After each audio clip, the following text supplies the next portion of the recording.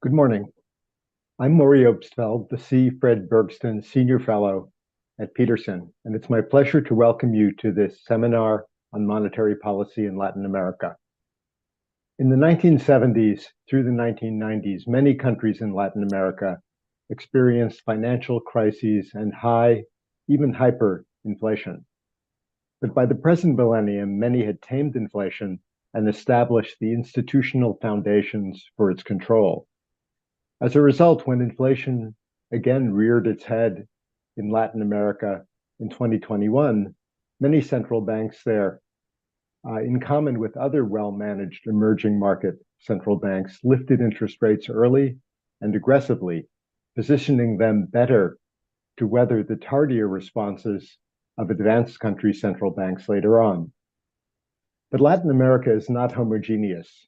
We still see countries where very high inflation remains a challenge, notably Venezuela, and a country we will discuss more today, Argentina. In terms of politics, we see worrying polarization, with more extreme governments both on the left and the right taking power. Latin America is also increasingly an arena for US-China competition. What will the future bring to the economics of this critically important region?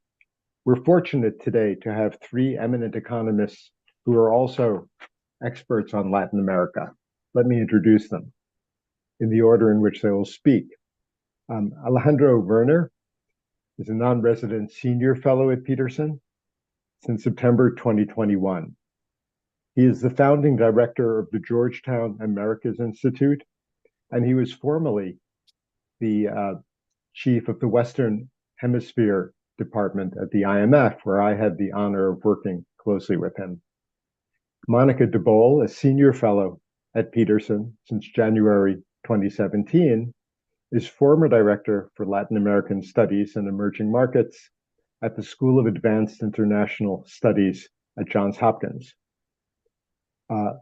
Last but not least, Jose de Gregorio, a non-resident senior fellow at Peterson since March of 2014, is the dean of the School of Economics and Business at the University of Chile. He was governor of the Central Bank of Chile from 2007 until 2011. And before that, he was vice governor, member of the central bank's board, and occupied important policy positions in the Chilean government. With that, I'll turn it over to Alejandro. Thank you very much, Maury. I'll share my slides. I will talk, let me,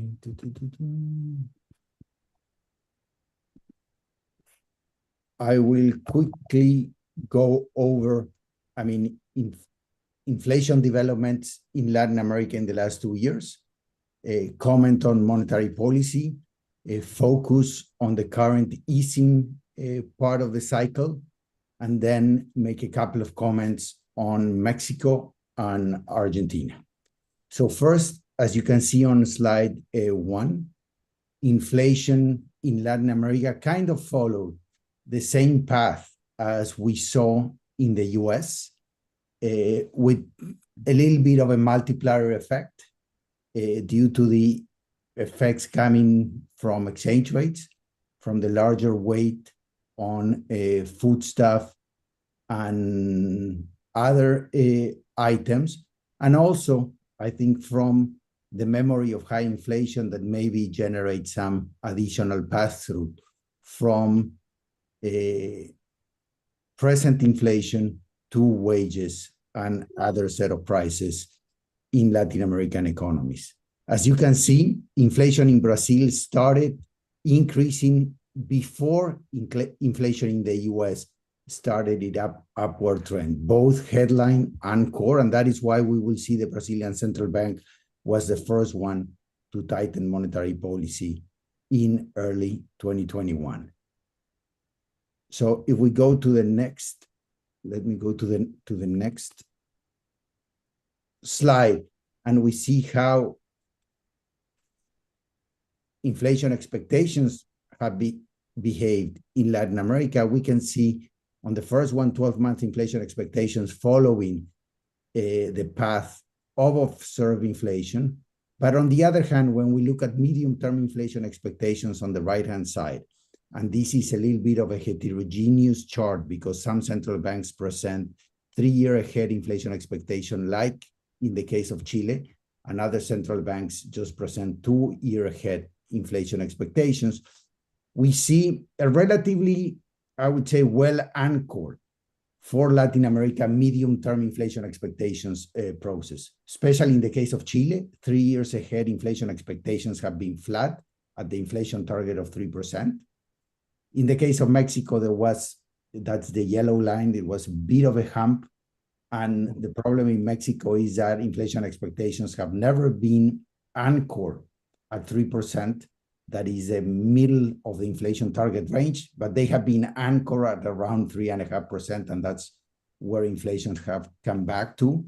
In the case of Brazil, medium-term inflation expectations were relatively well anchored around 3%, the new inflation target established by the Central Bank of Brazil some years ago.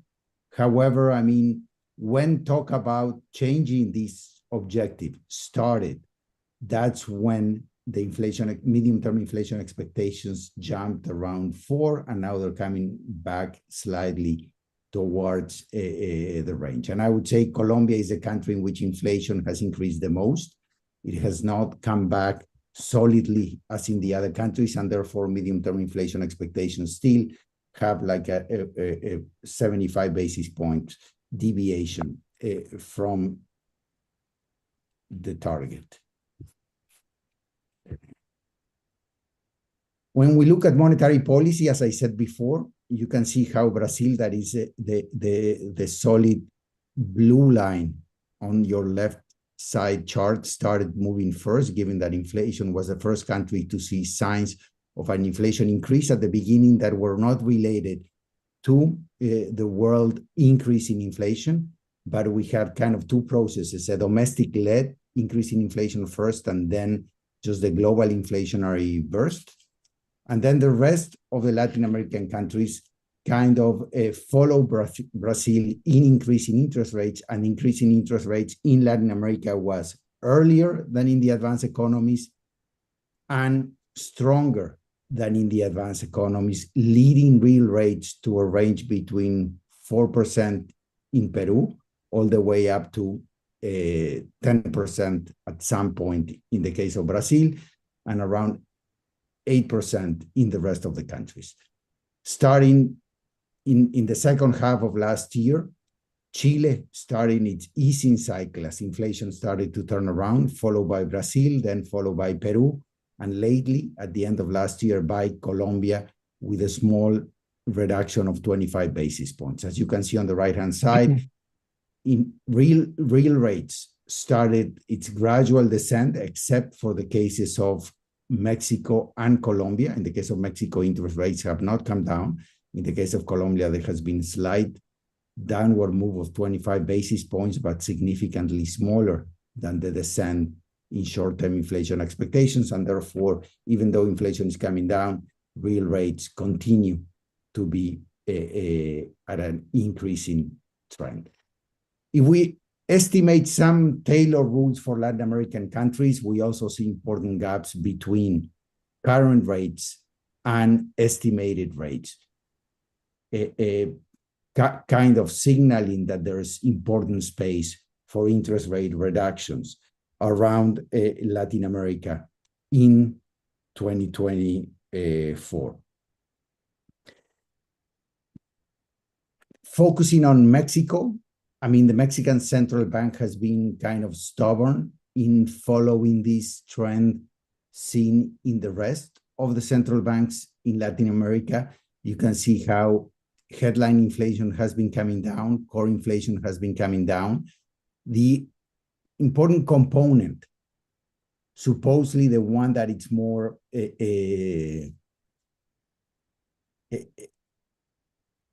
dependent on domestic conditions, that its core service inflation is still lagging the rest of the indicators, and it might be the signal that the Central Bank of Mexico is waiting to start its easing cycle.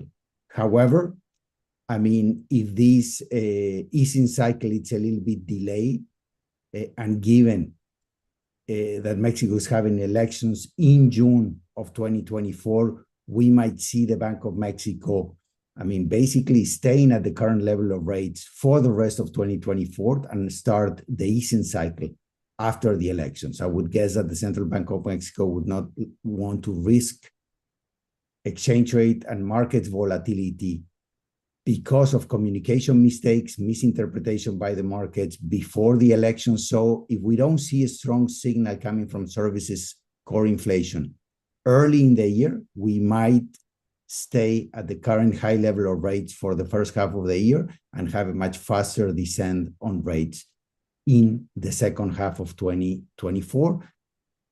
I think in the case of Colombia, we will see a very slow descent in rates.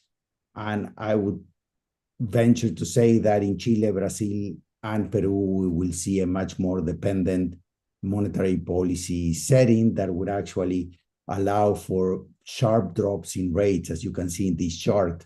I mean, we're expecting in the case of Chile to be back on target, both on headline and core at 3% by the end of the year, with a very important gap between current rates and average rates between 17 and 19. And therefore, there's a strong space for rates to come down.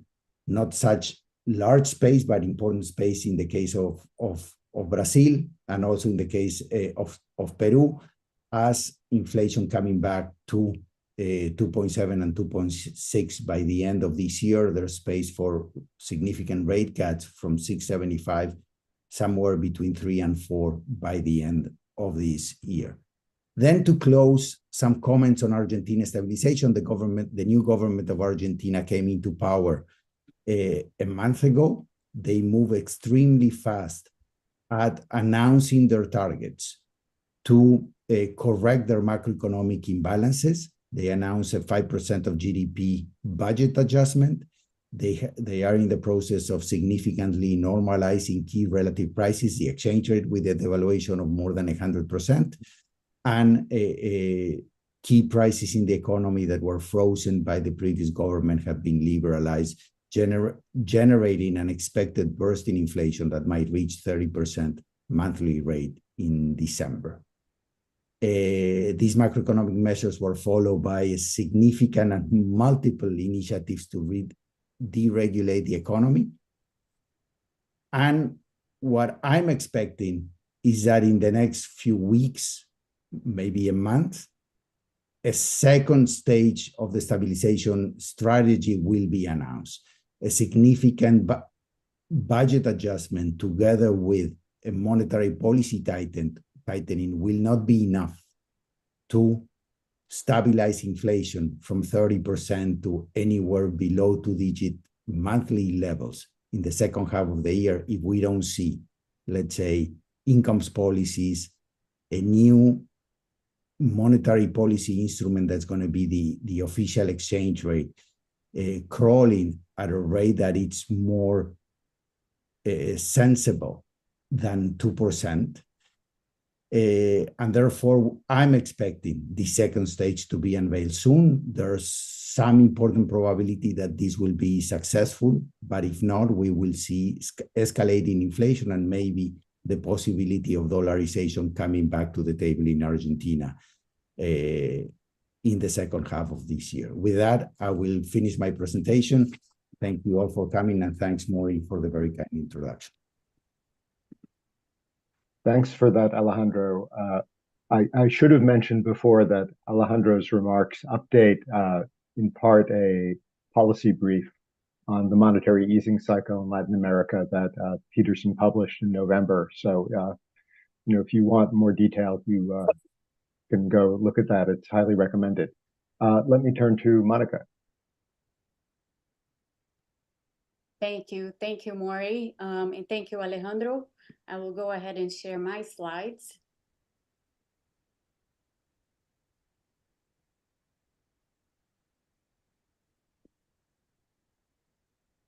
Okay, so in my presentation, I'm going to focus on these two countries, Brazil and Argentina, because for a number of reasons, but mostly because this is where, when we talk about inflation, the past is always present. And yes, this is meant to be a sort of a double entendre here, because it literally is present, and it is also always, these countries are always looking to the past when they have inflationary issues. So starting with Brazil, oops.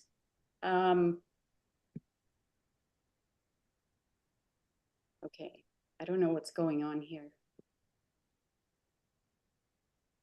Oh, I see. I think I know. Okay, I was at the end. So starting with Brazil, we have, this is a chart that Alejandro showed for all of Latin America, but this is specifically honing in on Brazil. So in Brazil, the inflation target is 3%, plus or minus 1.5%, so it's a range. 3% is the midpoint of the inflation target. In 2020, for 2023, the estimate is that Brazil probably close out the year with 4.5% inflation. And expectations for 2024, which was also on Alejandro's slide, is currently at 3.9%. These are market expectations as of the latest survey conducted by the central bank. So in this chart, what we see is year-on-year inflation, the red line, and the policy rate, the green line.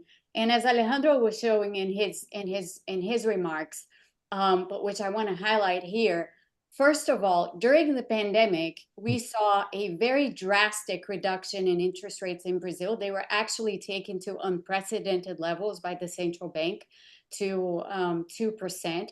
And then as inflation started to rise, and Brazil was one of the first countries to experience this rapid rise in inflation, largely because of the policies adopted to stem the impact of the pandemic, and in particular, the cash transfer programs that were implemented to stem the problems coming from the pandemic and the recession coming from the pandemic.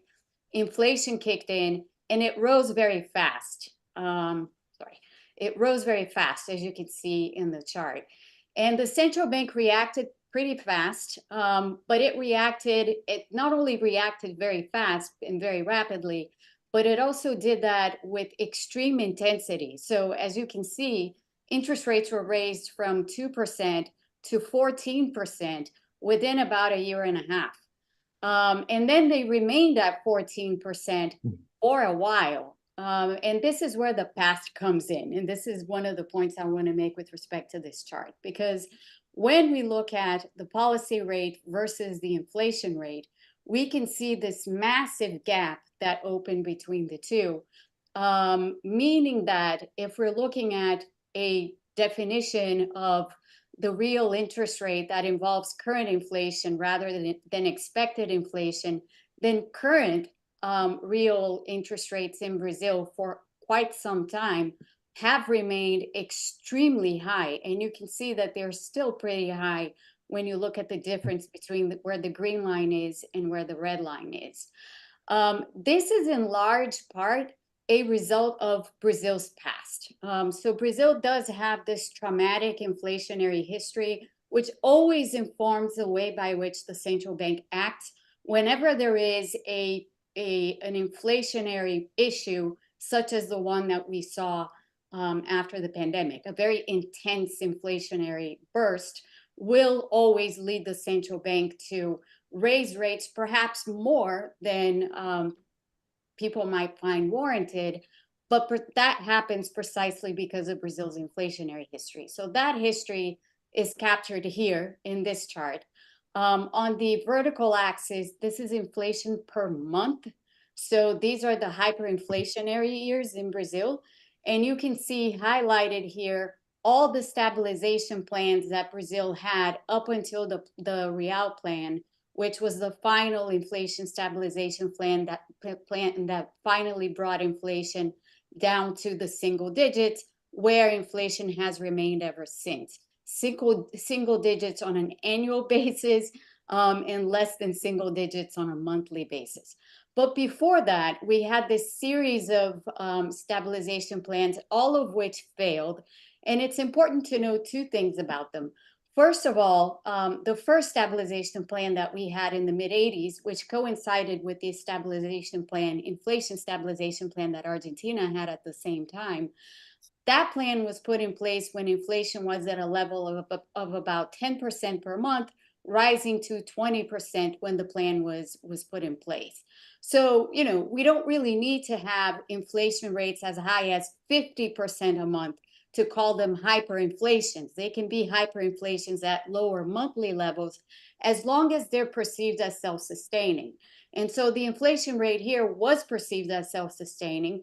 A plan was put in place. It involved a massive fiscal adjustment. It involved monetary reform, and it did involve price controls. Price controls were actually one of the linchpins of these stabilization plans, all of them. You can see that they work and then they don't work. And this was the case. All of these plans were similar in that respect. And the price control aspect and the length of that people believed that inflation was actually going to remain controlled became ever shorter as failures accumulated. So when failures happen and when relative price realignments occurred, inflation bumped up again, and it always bumped up higher. So you can see that happening here. You can see that happening here. You can see definitely that happening here, and so on. This is important because it does inform a little bit, I think, the current situation in Argentina, which I'll turn to next. So this is Argentina now. This is the consumer price inflation on a monthly basis in Argentina since 2017. This is official data. And as you can see here on the very right-hand corner of the chart, the estimate for December 2023 is that inflation probably hit something like 30% in that particular month. Now, the critical observation is one that Alejandro already made, which is Argentina had been living throughout this entire period shown in the chart. It had been living with price controls. And what happened in December of 2023, as the Milei government took over after the elections on December 10th, the Milei government was inaugurated. One of the first measures that they took within the broader package of reform measures that they laid out was precisely the removal of price controls, and also now in January, the removal of subsidies on transport tariffs, electricity tariffs, and fuel prices. And so there has been, of course, a relative price realignment, because that's what happens when you remove price controls. And this is also what was happening here. When you look at previously the Brazilian chart that I was showing you, whenever inflation went from the low part after a stabilization plan was put in place to back up at, say, 30 or 40 or whatever percent per month, this was exactly a relative price realignment, because this was the point at which the price controls were abandoned, and the plan failed. So a similar thing is happening here in Argentina. Relative prices have realigned or are in the process of realigning, and that is generating an extremely high level of inflation per month. And the question then becomes, what kind of scenario is Argentina looking to? When we look forward and we try to think of the measures that the Milei administration has put in place and is trying to put in place, because a number of them still have to go through Congress, and there's a difficult political battle going on within the country right now to get those measures through. But once some of those measures at least go through, will they be enough? Will they be enough to contain inflation? Will they be enough to actually reverse course? And I did hear a very simple exercise where I assumed this first chart shows some benign inflation scenarios for Argentina, quote unquote benign. So in the first one, inflation does remain high in the first half of 2024, as relative prices are still adjusting, because there are a number of price distortions in Argentina that are still going through this realignment. But it drops to about 10% per month in the second half of 2024. Now, this is a benign scenario, but with quotes, because as we saw in the case of Brazil, 10% per month inflation is very high. It's still very high.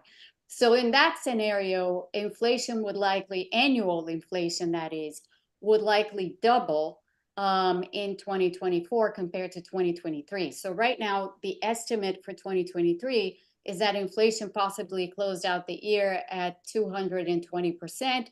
Under this scenario one that I'm showing here, annual inflation would jump to about 400%, even if inflation does come down somewhat in the second half of 2024. What would it take for inflation to be constant or to remain more or less at the same level that it was in 2023 in 2024? Well, that would take inflation dropping down to the single digits on a monthly basis and ending 2024 at around 4%. Is that achievable?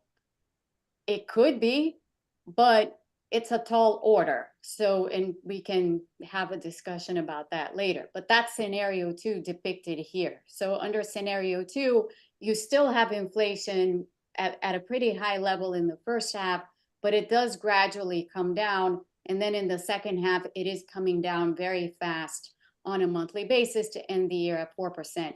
That will give you 200%, about 200% inflation, exactly at the level that it's expected to close out the year, or probably close out the year in 2023. Now, here's a different scenario. And here's a scenario where inflation is self-sustaining, because one of the main characteristics of hyperinflation is precisely this one, where inflation has a lot of self-sustaining elements that are built in. So some of these elements have to do with domestic policies, and some of these elements have simply to do with endogenous factors that come into play when you have very high levels of inflation. So taking a cue from what happened in Brazil in the past, once Brazil hit 10% per month inflation, 20% per month inflation, what started to happen in the economy is that endogenously, everybody began to index every single contract to some measure of past inflation. Brazil is actually notorious for having numerous price indices and different price indices for different activities and different sectors within the economy, exactly to be able to live with extremely high levels of monthly inflation.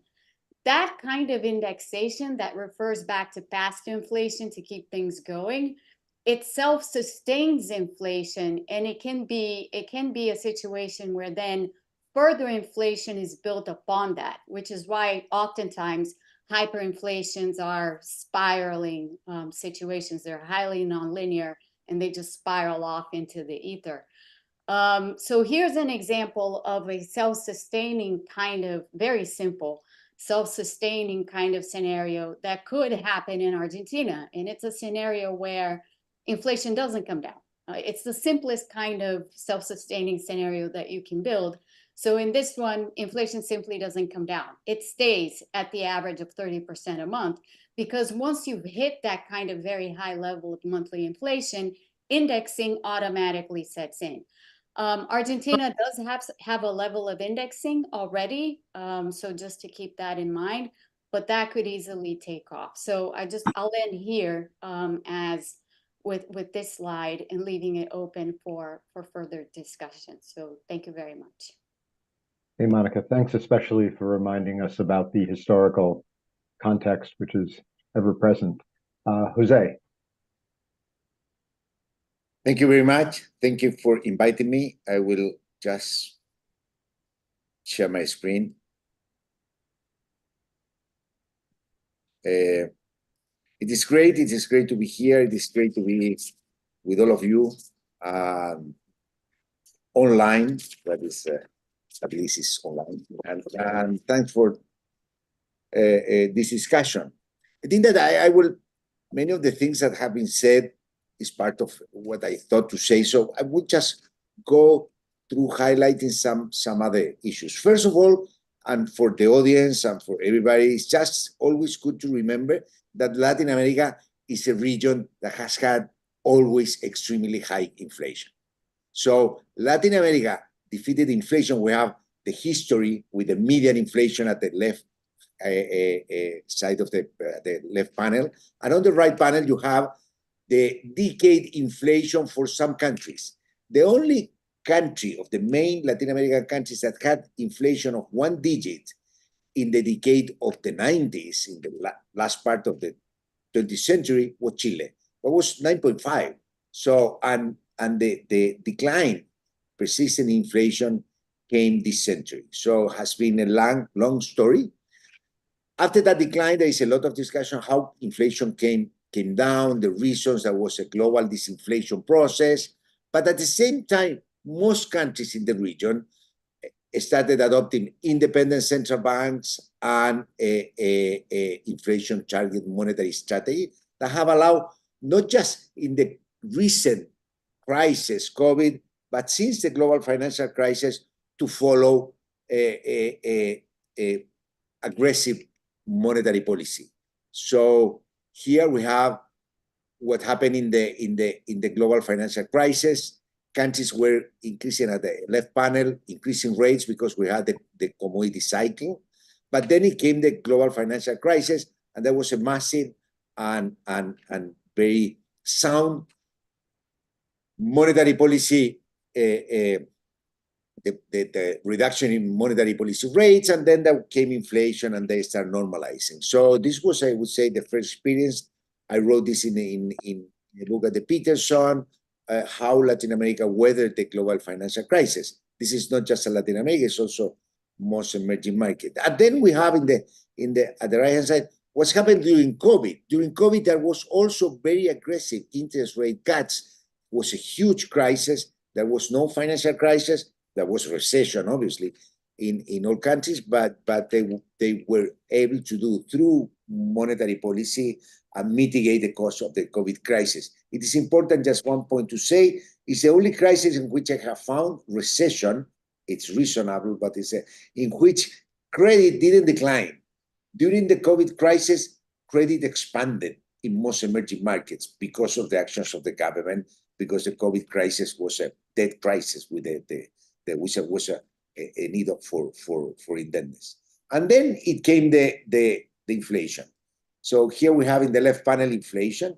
Inflation started rising in 2020, and interest rate at early 2021 started increasing when there was the conviction that this was a more persistent problem that needed the monetary policy tightening. Monetary policy tightened a lot if you compare with the gray line, which is the US, and much before the US, and much before advanced economies, due to large extent that the inflationary process started way before. It started in mid 2020s. So this was, I would say, the reason why countries start increasing interest rate. Of course, it is important that we can, that the loosening today is different. But just looking at the left panel, I want to make one point, and strong. This has been a success of monetary policy, macroeconomics, and central banking has been a great success. This has been the worst experience, one of the worst inflation experience in the world, in one of the worst behaved regions, and it has been able to, after a year, to came down with inflation close to their target. So my overall view, and I would say I think that in the global economy in general, we have a lot of problems, but we have learned a lot about how to do good macro policy for inflation control. And this is what, with exceptions, of course, it comes Argentina is one of the big exceptions. Now, then there is a discussion today, and I will make a couple of points. There is a discussion today how fast to cut and what's a monetary loosening now that's needed because inflation is converging to their targets. As Alejandro mentioned, Brazil and Mexico are being a little bit more reluctant, perhaps, less aggressive, in particular in the case of Mexico. I think that has a lot to do, and as we will show, with their growth performance, because it's not so evident the acceleration that they're having. And in the case of Colombia, because it's the only country in which inflation progress has been quite moderate, okay? But in the case of Brazil also had at the beginning of the rate cut, had a problem with the independence of the central bank, pressures from the president, trying that the central bank should loosen, which in general tend to make the monetary policy loosening a little bit more gradual because of this tension with independence. So to understand better this here, let me just show you. I had a rough time trying to see how to see growth performance and for this cycle and what's going on. I took the IMF, the first column, the IMF 2021 for before inflation was when inflation was start to rise and it was not clear the need for a very strong monetary tightening. Only I have projections for 2022. Projection for 2022 compared with the actual numbers that are in column number 4, we see that except for the case of Peru, which is very, and in the case of Chile, this is the difference in growth was expected with the actual. The case of Chile is a bit special because in 2021, Chile grew at 12%, which was clearly an overheating. So the 2% of 2022 was kind of reasonable for an economy that needs a sharp deceleration. But anyway, then I do exactly the same, but looking at the forecast in 2022, in April of the IMF, we were in the middle of the interest rate cycle, so it's not so obvious that here we can measure the cost of this inflation. Again, if you take the average growth 2022-2023, there was not a very big, except the case of Peru that is underperforming. Most of the countries are not very far away from what's a long-term trend estimated by the IMF, which is the last line of the world projections in the wheel. So I would say overall the economies have been growing. The big problem in Latin America is that long-term growth is quite small, it's quite low, it's 2% to 3%. So I would say more than a macro problem today, the problem in Latin America, this is for another panel, is about growth and long-term growth. The deceleration needed to control inflation has not been particularly dramatic to what has been our story. And this is again a very success to commend. This is to commend central banking and monetary policy in the region that has done very well. There are also always details, as I told you. Brazil and Mexico are doing much better in terms of growth, so that's what made them a little bit more reluctant to cut rates. I want to finish with 2 comments. One about Chile, which I follow more closely, and because we haven't talked, and another about Argentina. So let me show you. This is Chile. This is Chile shown another way because inflation in Chile has been quite volatile month to month. At the beginning of 2023, we had 2 months very weird with inflation close to 1%. So I said, let's look at Chile or let's look at countries and to see whether they are converging or not to their target. Look at 6-month inflation, but annualized. So how has been the behavior of inflation in the second half of 2023? And in the case of Chile, as you can say, headline inflation, it's on the target, which is 3%, not year inflation, but annualized 6-month inflation. Inflation since August, inflation, except for this blip, inflation and headline inflation since August are below the target of 3%. So which shows in a way that perhaps this is a case in which monetary policy may be somewhat behind the curve and would need to additional cuts. So with inflation close to the target, about 3%, with an economy without growth, with a positive output gap, with an economy that the long-term real interest rate is about 1%, monetary policy at 8.25, and inflation close to 3 is sort of a very big discrepancy. So in my view, monetary policy in Chile has to make much more aggressive cut. They have been cutting, but they need to be much more aggressive. Let me end up with Argentina a minute. Today, it's very difficult to extrapolate trends today in Argentina because we're witnessing a huge relative price adjustment with a lot of real adjustment going on in the economy. So we really don't know what will come up after this. This is the first point. The second point is that inflation in Argentina is a classical and important case, is mostly fiscal.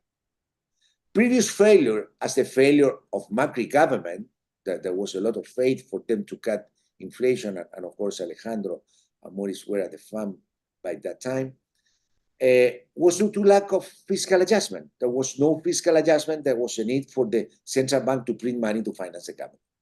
And there was no central bank independence. There is some legal, but the government has a lot of influence on the central bank. There was no actual central bank independence. So without solving the fiscal problem, it's very difficult that Argentina will be able to control inflation and do whatever the plans of the government are. Now, dollarization is not the best choice. We could talk a lot about that. It's far away. I think that for economies, emerging market is much better flexible exchange rate, but it's a valid option in a country macroeconomically and financially extremely dysfunctional. As one friend, Argentinian, put it one way, we have to get rid of our currency, because we have never used it in a positive way. So we learned since Mandel Fleming, when shocks are monetary, we fix, and in this case, there is a lot of monetary uncertainty, fluctuations, and noise in the economy.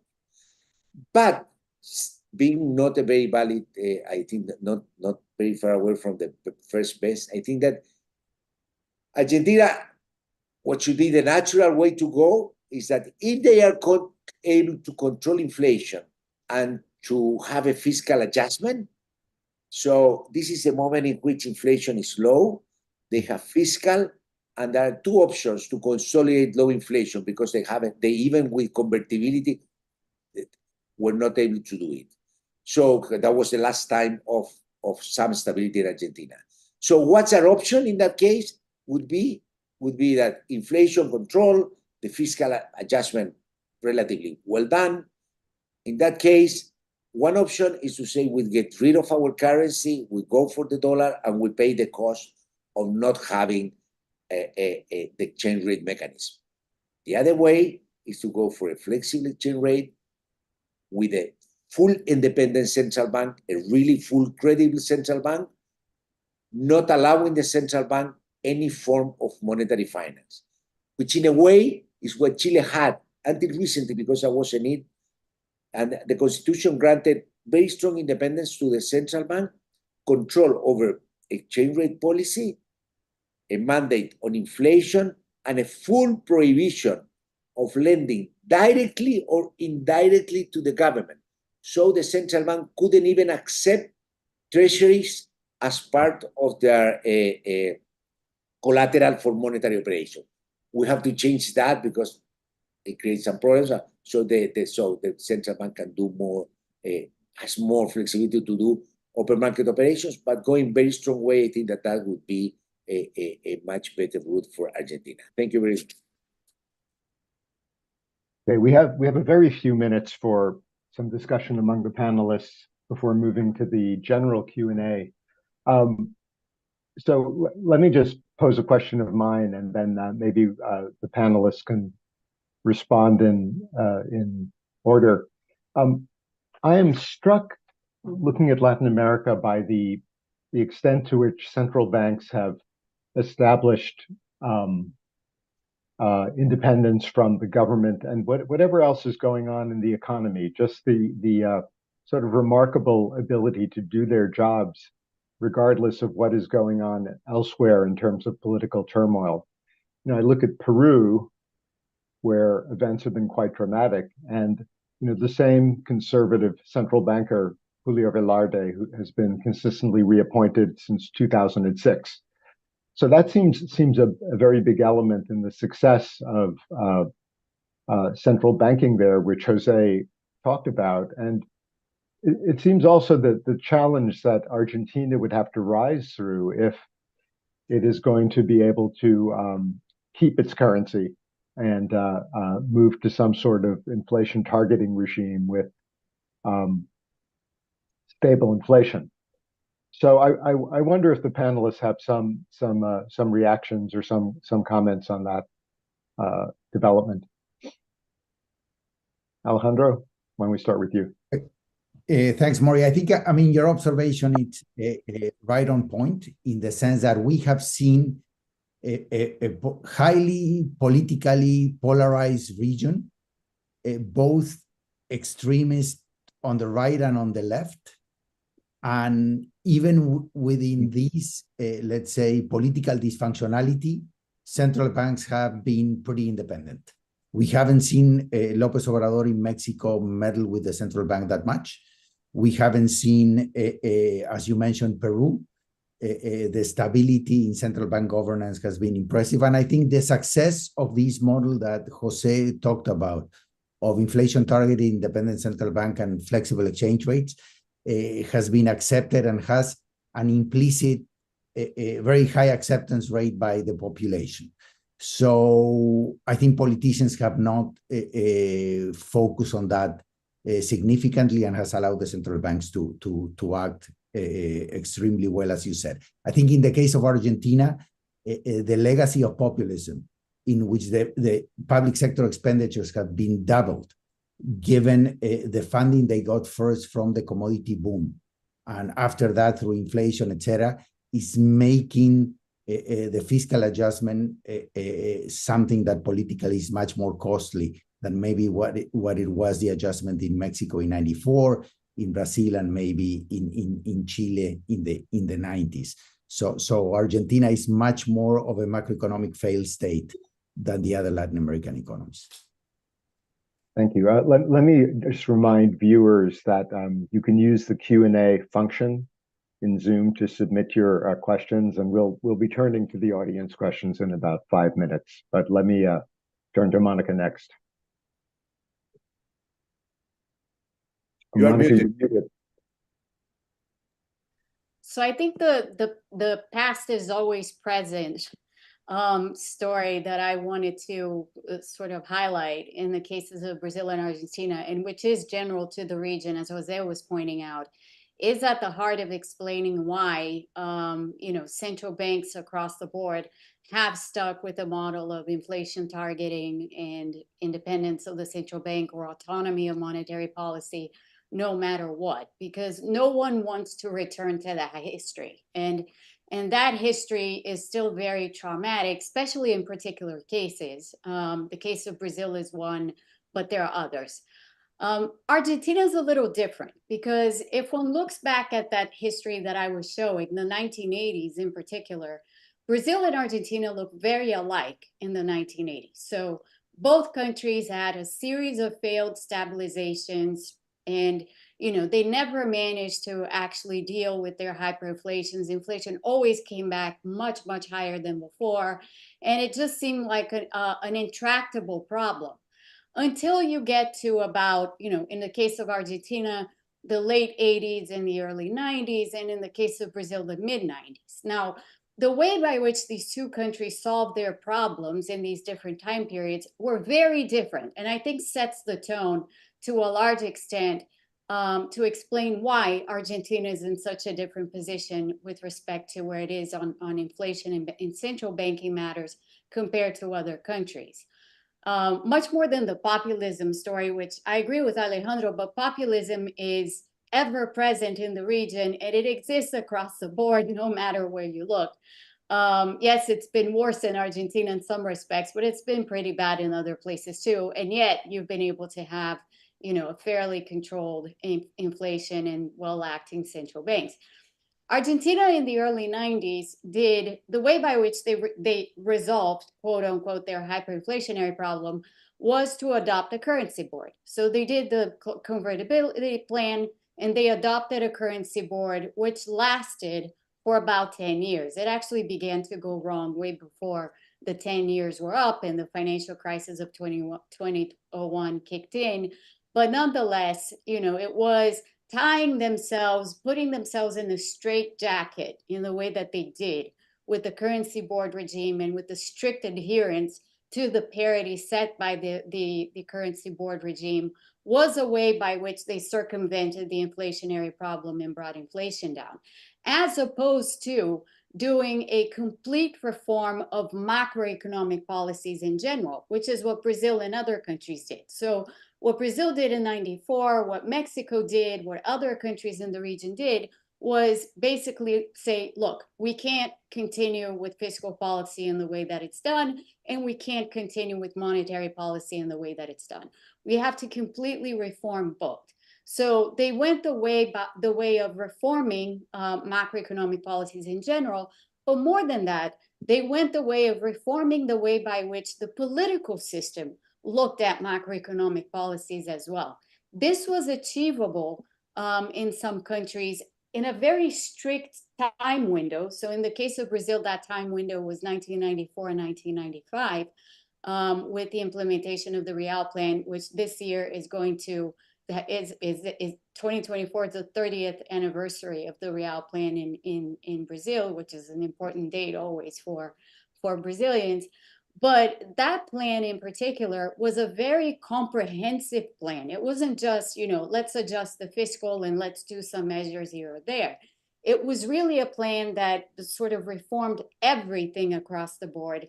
And they took advantage of this narrow political window because the president had been impeached. The political situation in the country was trying to come to terms with inflation rates that were rising to 50, 60, 70% per month. And there was consensus to actually adopt the kind of very deep reforms at all levels that were necessary. This Argentina never did. And that's why it sort of stands aside as a country that continues to suffer from problems that others left in the past, although they still haunt them in the present. Okay, thank you, Monica.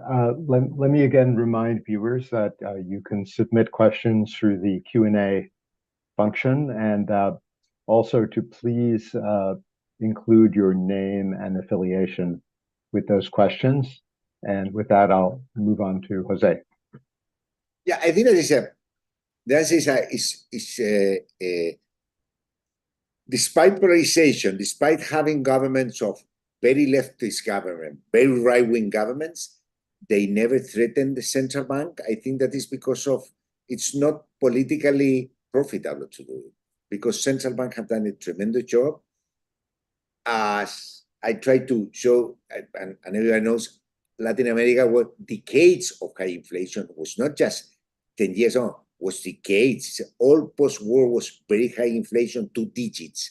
So when you arrive at the situation in which you have an institution that can that controls inflation and also can do a counter-cyclical monetary policy, nobody will try to change that.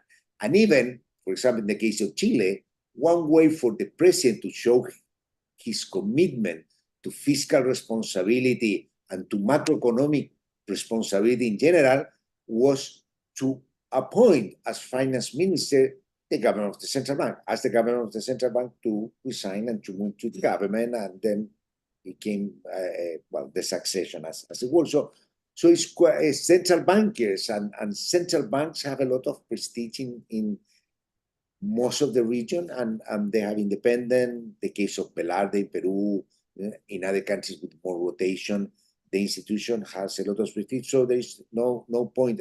On the contrary, I would say kind of the only economic anchor that all governments from all sides respect a lot.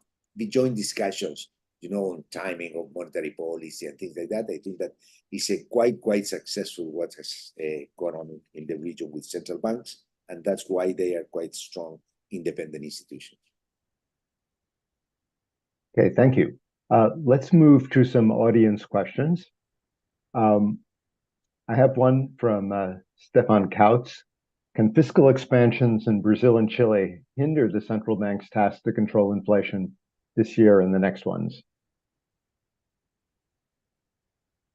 I would say that it's well, just to jump on it. I think that the fiscal expansions are kind of bounded because they have to go to markets. It's not obvious. There is also always the discussion about what's going on with interest rate, with premium.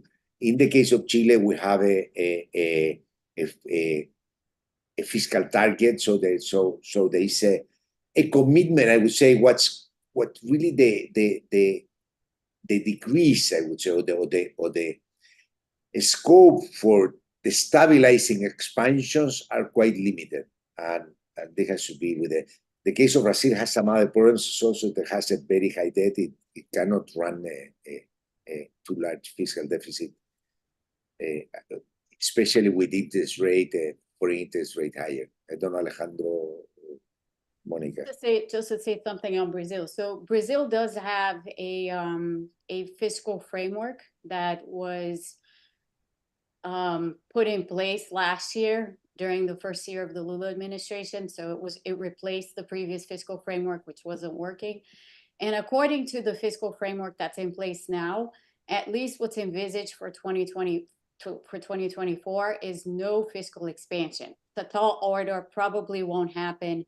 The fiscal target will likely be changed to accommodate some fiscal spending. So there is going to be a little bit, perhaps, of fiscal expansion, but it is very, very limited in its capacity and will likely remain very, very limited, including because markets would look badly upon any attempts to do further fiscal expansion than what's currently envisaged.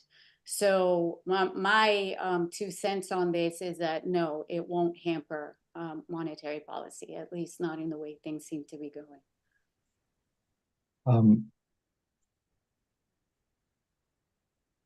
Monica, you mentioned markets, and Jose talked about public opinion, but it seems to me that the market angle is quite important as well, and the reaction of markets. I think a key moment in the recent history, certainly Brazil, was the first Lula term, when he basically looked at the reaction in the markets and did a U-turn on policy. And many Latin American countries, most of them are quite open. And so this seems like kind of a useful commitment mechanism, perhaps. Maury, maybe on market access and fiscal policy. I think post-COVID, the withdrawal of the fiscal stimulus everywhere was better than expected. I think when we look at previous fiscal stimulus, like after the global financial crisis, Latin America did not withdraw it as fast as it was needed, and it continued with a stimulative policy. I think this time around in Chile, in Brazil, a little bit less in Colombia and Mexico didn't do any stimulus. So from a lower frequency point of view, I think fiscal policy has been handled relatively well. I think there might be in 2024 an unwarranted fiscal expansion in Mexico. I think it's the most concerning one, but with a fiscal stance or a debt level of fiscal sustainability that is pretty comfortable. And with the end of the year cycle in the US with reduction in long-term rates, etc., we saw, the government of Mexico going out to the markets and placing $7.5 billion last week. So I think relatively well-managed fiscal policy, relatively well-established fiscal frameworks with governments that have been reasonable will make fiscal policy not a big issue in 2024. That's my prediction. In some cases, like I was saying, in the case of Mexico, from a cyclical point of view, the expansion is not warranted, but it's not a huge risk. I think we have time, unfortunately, for only one more question from Andres Fernandez from the IMF. We have about 2 minutes, and he is asking about the Colombian case, that it's an outlier in terms of stabilizing inflation. Inflation is still high, so are wage increases, but yet the Colombian Central Bank has started to lower rates. And what explains this? Maybe this is one for Alejandro to start in on. Well, I very quickly, I think, I mean, to the extent that rates are extremely high and the economy has slowed down extremely sharply, with a forward-looking nature starting a very gradual easing cycle. It's not even an easing cycle when you look at real rates. So maybe the Central Bank of Colombia is saying, in this first stage, we will accompany the reduction in inflation expectations to maintain the real rate constant. That's one thing. Then if inflation continues to drop as our forecast allow us, we will start undoing the excessive tightening that we did to anchor expectations. And then after that, maybe we will start inducing, let's say, a more aggressive easing cycle. So I think that they're being very prudent. They are accommodating a little bit of the political pressures, but also accommodating to the political pressures in dire circumstances might play well for medium-term independence of the central bank, not being seen as stubborn and not reacting to real sector development, but within, I would say, a very prudent framework. It is interesting that in the case of Colombia is where inflation expectations have declined the less. So it's a complication for they start tightening late. Inflation progress has been more moderate, and interest rate and expectations are still a bit high. So it's kind of difficult for them to start in the cutting cycle. But it has to do with the starting late too, which happened also in Mexico. Mexico and Colombia were the latest and are the ones that haven't cut yet. Okay, well, we are now exactly at noon Eastern time, so I'm going to close this seminar, and I thank all the participants. I thank the Peterson staff, and I thank everyone from the audience who tuned in. Have a great rest of your day. Thank you.